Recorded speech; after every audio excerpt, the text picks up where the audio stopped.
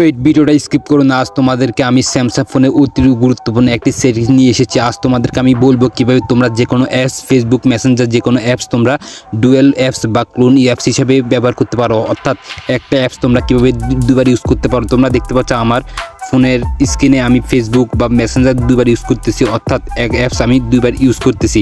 তো তোমরা এটা স্যামসাং ফোন দিয়ে কীভাবে করবা চলো তোমাদেরকে আমি দেখিয়ে দিচ্ছি। অবশ্যই তোমরা অন্যান্য ফোন দিয়েও করতে পারবা, যেহেতু আমি স্যামসাং ইউজ করি আমি এখান থেকে তোমাদেরকে স্যামসাং ফোন দিয়ে দেখিয়ে দিচ্ছি। প্রথমে তোমরা তোমার ফোন থেকে তোমাদের ফোনের সেটিংসে চলে যাবা। তো এখান থেকে আমি আমার ফোনের সেটিংসে চলে গেলাম।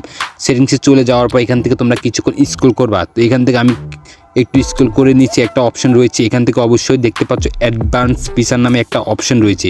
এখান থেকে অ্যাডভান্স ফিচার এই অপশনের উপর ক্লিক করবা। ক্লিক করার পর এখানে কিছু স্ক্রল করে দেখতে পাচ্ছ নিচে ডুয়েল মেসেঞ্জার, বা তোমরা উপরে সার্চ করে ডুয়েল মেসেঞ্জার লিখে সার্চ করলে এখান থেকে এই অপশনটা চলে আসবে। তো এখানে দেখতে পাচ্ছ এখানে ফেসবুক বা মেসেঞ্জার আমি যেহেতু অলরেডি দুইটা ক্লোন হিসাবে বা ডুয়েল অ্যাপস হিসেবে ইউজ করতেছি, এই জন্য আমি এখান থেকে এটা অন করে দিয়েছি। তোমাদের কাছে অবশ্যই এটা অফ দেখাবে, তোমরা এখান থেকে এটা অন করে দেবা। তো নিচে আর দুটো অপশন দেখতে পাচ্ছ, এখান থেকে হোয়াটসঅ্যাপ বা টেলিগ্রাম, তোমরা চাইলে টেলিগ্রাম করতে পারো, হোয়াটসঅ্যাপে করতে পারো।